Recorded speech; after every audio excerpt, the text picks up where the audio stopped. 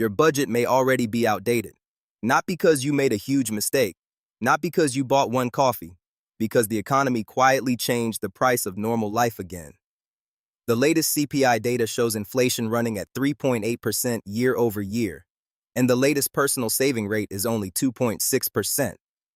That means a lot of households are getting squeezed from both directions. Prices are rising, savings are thin, and high interest rates are still sitting on top of the whole thing. So if your budget feels tighter than it did a few months ago, you are not imagining it. The math changed. This is educational content. It is not financial, legal, tax, or investment advice. Most people treat their budget like a fixed document. Rent, groceries, gas, utilities, insurance, minimum debt payments. Then whatever is left gets called freedom. But inflation changes the floor. It raises the minimum amount of money required to live the same life. That is the part people miss. Inflation is not just higher prices at the store. Inflation is your old budget becoming less accurate. If groceries, gas, insurance, utilities, and services all cost more, your old monthly number is not discipline. It is stale data, and stale data creates guilt. People think they are failing because the budget no longer works. But sometimes the budget is failing because it was built for a different price environment. Here is where it gets uncomfortable. The personal saving rate was 2.6% in April. That does not mean every household is saving 2.6%. Some are saving much more. Some are saving nothing. Some are going backward. But as a signal, it matters. It tells you households have less room for error. And when the savings cushion is thin, inflation hits harder. A $60 jump in gas and groceries is annoying if you have a strong buffer. It is a problem if your checking account is already tight. That is why the emergency fund rule needs to be more serious right now. The goal is not just 3 months of expenses. The goal is 3 months of realistic expenses at today's prices, not last year's prices, not your optimistic budget, your actual burn rate.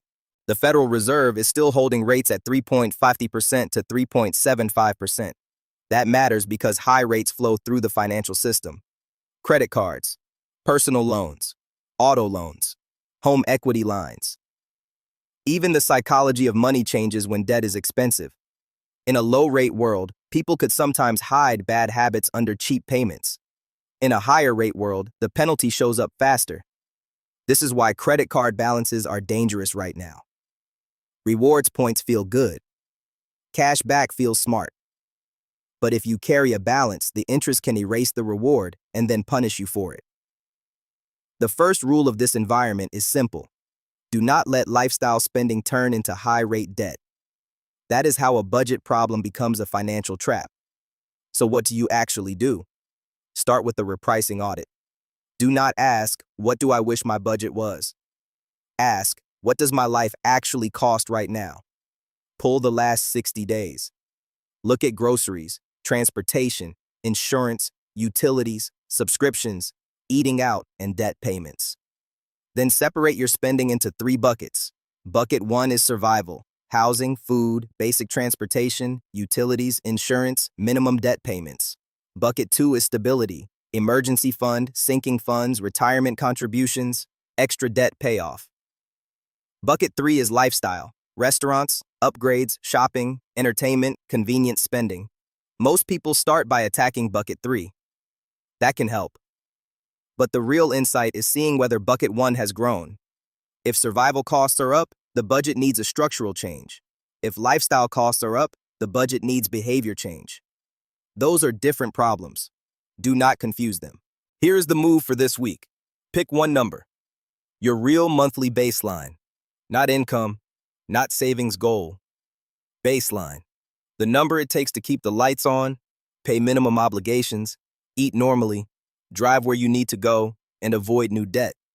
Once you know that number, compare it to your take-home pay. If the gap is healthy, protect it. If the gap is thin, stop pretending the budget is fine. You need one of 3 things: lower fixed costs, higher income, or a temporary pause on optional upgrades until the cushion is rebuilt.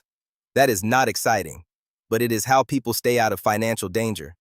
Inflation does not only change the economy, it changes your personal break-even point. And if you keep using an old budget in a new price environment, the numbers will keep surprising you. So update the budget, rebuild the cushion, protect yourself from high-rate debt, Then make the next move from reality, not vibes. Subscribe for more practical money strategy, financial literacy, and real-world wealth building breakdowns. And I will see you in the next one.